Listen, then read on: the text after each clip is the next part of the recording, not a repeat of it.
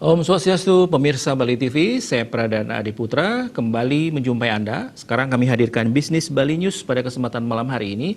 Kami akan berbincang-bincang terkait topik dampak COVID-19 terhadap distribusi dan penyaluran bahan pangan di Bali.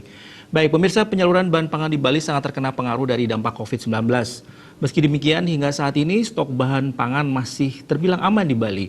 Meski harga sejumlah komoditi mengalami kenaikan, namun kenaikan tersebut tidak terlalu signifikan. Nah, kemudian bagaimana strategi untuk mengantisipasi kondisi tersebut? Saat ini kami telah terhubung dengan Bapak Iwayan Jarte, selaku Kepala Dinas Perindustrian dan Perdagangan Provinsi Bali. Om Swastiastu, selamat malam Bapak. Halo. Swastiastu. Iya, Pak Wayan Jantre. Iya, baik. Kami masih menghubungi beliau. Ya, jadi sekali lagi topik kami pada Bisnis Bali News yaitu dampak COVID-19 terhadap distribusi dan penyaluran bahan pangan di Bali. Ini di dalam kondisi pandemi COVID-19. Baik, Om Swastiastu, selamat malam Bapak. Ya. Swastiastu, selamat malam Bapak. Selamat malam. Sehat Pak? Iya, baik Bapak, saya langsung ke pertanyaan. Ini di tengah wabah COVID-19 ini otomatis sangat berdampak terhadap sektor ekonomi, Pak. Nah, ini tentu saja kondisi tersebut mempengaruhi distribusi pangan di Bali. Nah, untuk kondisi saat ini seberapa besar pengaruh COVID-19 ini, Pak, khususnya terhadap distribusi bahan pangan di Bali? Silakan, Pak. Terima kasih. Kalau pengaruh COVID-19 langsung terhadap distribusi khususnya segala kebutuhan pokok atau pangan kita di Provinsi Bali itu, kami melihatnya tidak ada permasalahan. Secara langsung, memang kalau proses distribusi dari luar Bali masuk ke Bali, khususnya dari Jawa, pun tidak ada permasalahan karena tidak ada pembatasan khusus untuk yang namanya distribusi pangan dan alat kesehatan. Jadi secara umum kami mengatakan bahwa di tengah-tengah situasi seperti sekarang ini, dalam konteks distribusi kebutuhan pokok pada bapokting kita untuk Provinsi Bali tidak ada permasalahan. Iya. Hal ini juga kami lihat dari kondisi ketersediaan atau stok pangan kita masih cukup. Iya. Baik, Bapak, kondisi sekarang kan memang pemerintah, khususnya pemerintah Provinsi Bali, ini sangat berhati-hati untuk mobilitas keluar masuk kendaraan, terutama juga kendaraan yang membawa bahan-bahan pangan ini. Nah, untuk terkait tersebut, kira-kira adakah produk-produk bahan pangan yang langka di Bali? Kemudian kalaupun memang itu ada, apa ini strategi atau cara mengatasi ini dari Dinas Perindustrian dan Perdagangan Provinsi Bali? Kalau kita berikan produk bahan pangan kita, secara umum sesungguhnya kelangkaan tidak ada. Lagi karena kami berkoordinasi dengan perhubungan, dengan penjaga di Gilimanuk, demikian juga di Padang Bae, bahwasanya itu sudah arahan Bapak Gubernur juga yang namanya jalur distribusi untuk bapokting kita supaya betul-betul diperhatikan. Namun demikian, memang akibat kondisi ini juga ada beberapa kadang-kadang bahan pokok kita yang datangnya agak terlambat, bukan karena apa-apa, karena memang kondisinya memang agak terbatas. Contohnya adalah gula. Gula pasir kadang-kadang karena di Jawanya juga memang dalam kondisi tidak musim giling gitu. Jadi kadang-kadang suplainya ke Bali juga agak terlambat, tetapi tidak berarti ada kekosongan. Demikian juga untuk yang lainnya. Ya, baik. Bapak, ini untuk memberikan jaminan kepada konsumen atau pembeli. Ini kira-kira kalau dari pantauan Bapak supaya tidak terjadi permainan harga baik dari distributor maupun pihak pedagang, ini apa langkah-langkah yang mungkin atau yang tengah dilakukan untuk menghadapi hal tersebut, Pak? Untuk harga. Nah, jadi untuk dalam konteks ini kami selalu menugaskan ya petugas-petugas enumerator kami memantau harga-harga khususnya di Denpasar dan sekitarnya, di pasar-pasar tradisional khususnya tentang gimana situasi harga. Nah, oleh karena itu untuk menjaga agar tidak terjadi fluktuasi harga yang tidak kita harapkan, maka kami selalu memantau bersama Satgas Pangan. Kita selalu memantau bagaimana kondisi harga pangan kita. Memang kalau terjadi kenaikan harga, tentu tidak bisa kita kendalikan langsung. Tetapi kita selalu akan mengawasi ketika terjadi sesuatu peningkatan harga yang tidak wajar. Yeah. Jadi kalau memang sudah harganya masih ada peningkatan harga, tetapi dalam kondisi yang masih wajar, tentu tetap kami pantau. Oleh karena itu, caranya ya kita pantau sampai distributor kami cek, di pasar-pasar kita cek, ketersediaan barang itu tidak terjadi kelangkaan. Biasanya kalau supply yang demand itu akan terjadi perubahan harga yang luar biasa. Yang pertama. Yang kedua, kami meyakinkan bahwa kondisi pangan kita cukup. Oleh karena itu kami berharap masyarakat juga tidak ada kepanikan dalam kondisi ini. Yeah. Ya, jadi kami berharap supaya masyarakat juga saya kira aman-aman saja. Ya, baik Bapak, apakah Bapak ingin menyampaikan ya artinya sekali lagi kepada masyarakat Bali secara umum juga pemirsa Bali TV bahwa memang ketersediaan bahan pangan di Bali masih aman Pak? Silakan disampaikan Pak untuk memberikan keyakinan itu kepada masyarakat kita, apalagi dengan kondisi sekarang kan pasti ada hal-hal yang terpikirkan oleh khususnya konsumen atau pembeli bahwa akan ada keterbatasan atau akses bahan pangan yang mereka butuhkan. Silakan Pak, termasuk tadi gula Pak. Terima kasih. Jadi kepada pemirsa Bali TV yang saya hormati, jadi kami bersama tim termasuk Satgas Pangan dan teman-teman OPD terkait lainnya selalu menjaga, mengamati, memantau dan mengawasi ya ketersediaan pangan kita. Jadi berdasarkan data yang kita dapatkan, yang kita ada sekarang ini, bahwa sesungguhnya ketersediaan pangan baku kita untuk Provinsi Bali sesungguhnya cukup di bulan April ini, ini melebihi. Jadi dalam hitungan kami cukup untuk satu setengah bulan ke depan. Ya, untuk beberapa pokting, apalagi beras dalam jumlah yang sangat cukup.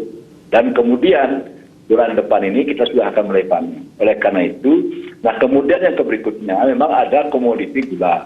Gula harganya agak tinggi daripada biasanya. Ini karena ini hukum pasar kan tidak bisa, tetapi dalam laporan kami ke pusat pun sudah mengatakan bahwa kondisi ini adalah permasalahan nasional. Saya kira pemerintah pusat akan segera mengambil tindakan ini, apakah dia mendatangkan gula atau memproduksi, itu saya kira sudah akan segera. Oleh karena itu, kami juga berharap masyarakat tidak terlalu risiko.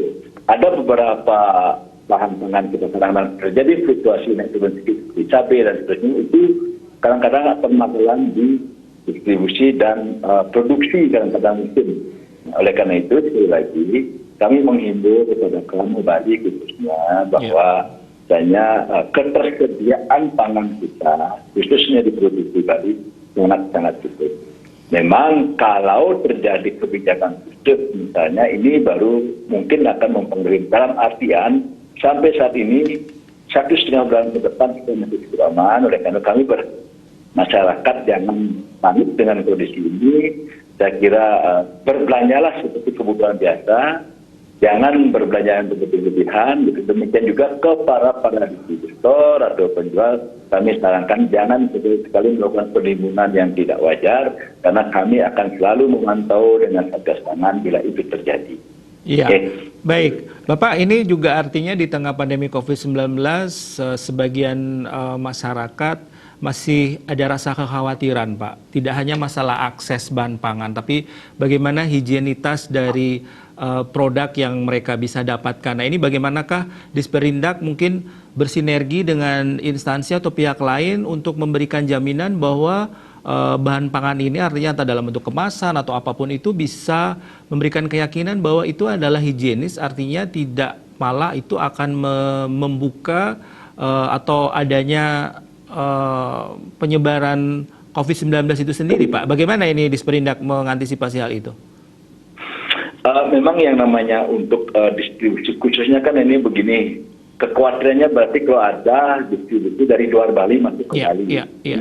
Kan begitu. Nah, oleh karena itu Bapak Sekda kemudian tim-tim yang lainnya termasuk teman-teman kita di perbatasan, kan sudah kita selalu diarahkan oleh Satgas agar betul-betul mewaspadai, mengecek setiap kendaraan yang masuk ke Bali. Ya kan? Itu yang pertama. Kemudian yang kedua, ketika didistribusi barang itu datang di gudang distribusi, kami sudah menyampaikan kepada supaya betul-betul menjaga keamanan barang itu supaya tidak sampai istilahnya dia membawa, dan dia dari barang itu membawa virus ini masuk ke Bali. Tetapi untuk personalnya kan sudah diawasi di Pak. Untuk personal yang masuk ke Bali sudah diawasi di Kemudian untuk barang-barangnya juga, saya kira para distributor sebelum disampaikan ke pasar-pasar itu juga sudah betul-betul dijaga keamanan. Kami sudah pantau beberapa distributor juga ketika ada barang keluar masuk, dia betul-betul orang-orang yang masuk keluar juga betul-betul dia ikuti SOP yang ada. Ya. Jadi saya kira mudah-mudahan Mas Bintaro, jadi barang-barang yang masuk ke Bali dari luar Bali itu tidak membawa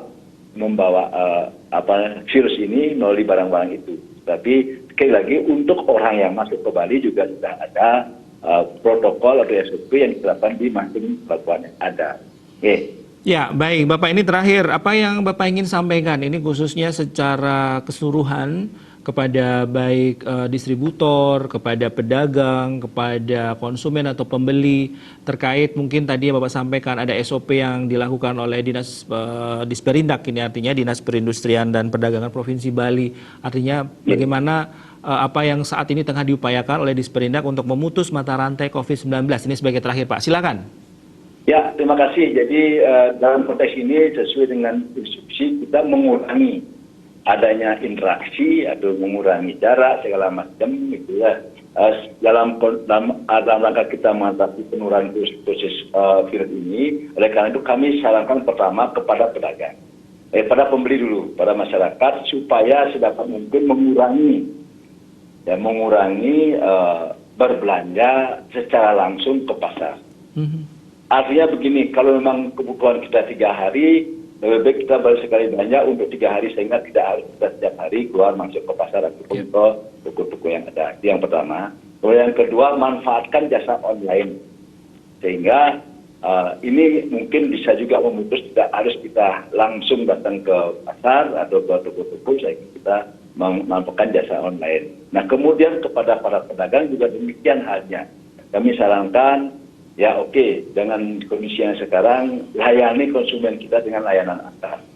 Kemudian yang kedua, ketika ada konsumen atau pembeli yang datang, ikuti SOP yang ada, jaga jarak, pakai masker, nah kemudian pakai hand sanitasi dan segala macamnya sesuai SOP yang ada, sehingga sedapat mungkin penyebaran itu tidak terjadi di area-area produk seperti itu. Kepada distributor saya sarankan juga tolong, memang sudah saya sampaikan, jangan sekali-sekali melakukan sesuatu yang berdampak kepada kelangkaan barang di pasaran.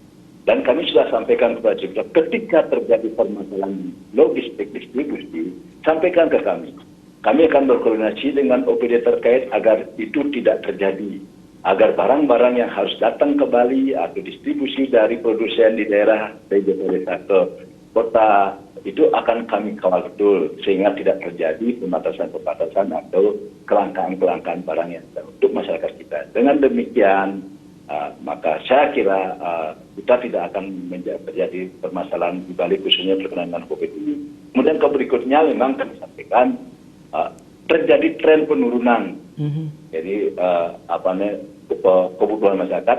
Satu penyebabnya karena kita sudah tidak aktif lagi. Dulunya para pedagang kita menyediakan untuk ini, sekarang tidak terpakai, misalnya tidak dimanfaatkan. Oleh karena itu terjadilah saya katakan agak over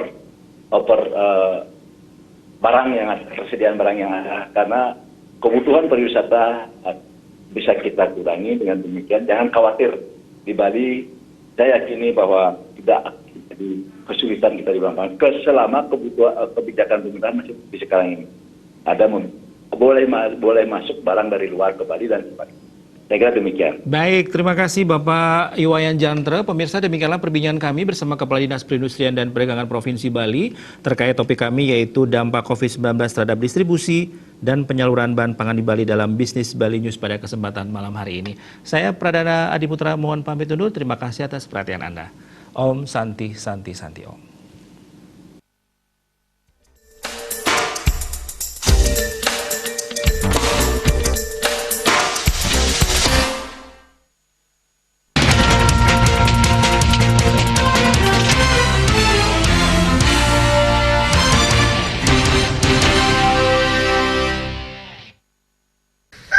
Pemirsa Bali TV berjumpa kembali dalam program Berita Terkini dan saya saat ini akan mewawancarai Ketua Majelis Desa Adat Kota Denpasar berkaitan dengan peran serta desa adat di Denpasar dalam penanggulangan atau memutus rantai penyebaran COVID-19 atau COVID-19 di Denpasar. Dan kita langsung mewawancari Bapak Ketua Majelis Desa Adat, Bapak An Agung Ketut Sudiana. Pak Ketua, kalau misalnya ini kan Desa Adat sekarang sudah dibentuk, dibentuk yang namanya Satgas Gotong Royong. Nah di Denpasar apakah sudah semua Desa Adat membentuk? Kemudian tugas fungsinya apa sebenarnya? Jadi dari surat keputusan bersama Bapak Gubernur dengan Majelis Desa Adat Provinsi Bali mengenai pembentukan Satgas Gotong Royong berbasis Desa Adat, itu sudah direspon dari desa adat seluruh Bali. Khususnya untuk di Kota Denpasar itu sudah dibentuk 100% dari 35 desa adat yang ada di Kota Denpasar. Nah, lalu tugas yang diberikan kepada Satgas Gotong Royong itu adalah ada tugas dalam melaksanakan identifikasi daripada penyebaran paparan COVID-19, kemudian ada di dalam untuk pelaporannya, kemudian ada dalam logistiknya, kemudian ada juga dalam keamanannya. Seperti itu tugasnya. Kita juga belakangan lebih sering juga mendengar ada beberapa desa adat itu yang melakukan semacam karantina wilayahnya masing-masing. Bahkan ada ada ini isu yang beredar, misalnya Penate, kemudian ada Desa Adat Pagan. Nah, Punapi ini menyikapi, apakah ini sudah semacam menjadi boleh Desa Adat itu melakukan hal seperti itu atau seperti apa ini?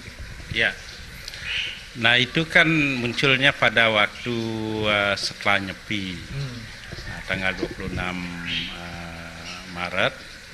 Nah itu oleh karena desa adat itu ada yang diprediksi bahwa ada penyebaran COVID-19-nya meningkat, maka dilaksanakan yang namanya karantina mandiri atau isolasi diri di masing-masing rumah. Nah itu pun tidak semuanya dalam skup wilayah desa itu harus dilakukan untuk penutupan jalan misalnya, namun itu adalah di mana tempat-tempat terjadinya penyebaran COVID-19 tersebut. Ya. Nah, artinya penyikapan dari MDA Kota Denpasar seperti apa? Apakah melarang adanya hal seperti itu atau apa itu bagian dari seperti yang di Panjer ya? Kemarin kan cukup heboh. Gimana menyikapi itu dari MDA? Iya. Nah itu dari desa adat yang ada di Kota Denpasar itu direspon, namun itu sifatnya adalah yang bersifat kasuistis, tidak menyeluruh dia. Nah seperti misalnya di desa adat Panjer itu memang betul ada yang terkena COVID-19 itu yang positif. Nah, oleh karena itu untuk menanggulangi daripada penyebarannya itu ya penting sekali dilakukan sebuah pencegahan atau untuk dilakukan isolasi diri kan gitu ya. Pertanyaan terakhir tuh yang berkaitan dengan penggunaan dana desa adat itu kan ada yang 50 juta katanya boleh digunakan. Itu untuk apa saja nanti yang kalau misal desa adat ini juga punya gambaran yang jelas. Iya. Nah, kewenangan daripada penggunaan dana desa adat 50 juta itu adalah merupakan dana alokasi yang diberikan 300 juta kepada desa adat, dari APBD Provinsi Bali dan itu masuk menjadi APBD Desa Adat. Nah, dalam rangka untuk menanggulangi daripada penyebaran COVID-19 ini, nah itu bisa digunakan oleh Desa Adat. Nah, penggunaannya 50 juta itu adalah diutamakan untuk nanti penyediaan daripada alat-alat pencegahan COVID-19. Nah, jika ada kramo adatnya itu yang memang terkena dampak daripada paparan COVID-19 dan kramo tersebut adalah dalam keadaan ekonominya kurang mampu, nah itu penting sekali dibantu untuk logistiknya, dalam arti di sini adalah untuk kebutuhan hidupnya berupa sembako. Nah itu pun dari Desa Adat dengan atau melalui petugas satgasnya, satgas gotong royongnya itu, nah itu bisa untuk menghimpun dana punya istilahnya atau bantuan secara sukarela dari kramo yang mampu dan juga dari pihak lain. Nah ini tidak hanya dari dalam bentuk uang, nanti bisa saja dalam bentuk kebutuhan hidup seperti misalnya beras, kopi, gula dan sebagainya. Jadi Satgas Gotong Royong juga membantu dalam bidang logistik. Kalau misalnya terdampak ekonomi cukup keras nanti ya. Oke, sukses Ratu atas waktunya dan pemirsa, demikian tadi wawancara saya dengan Ketua Majelis Desa Adat Kota Denpasar. Saya ucapkan terima kasih atas perhatian Anda. Sampai jumpa di berita terkini berikutnya.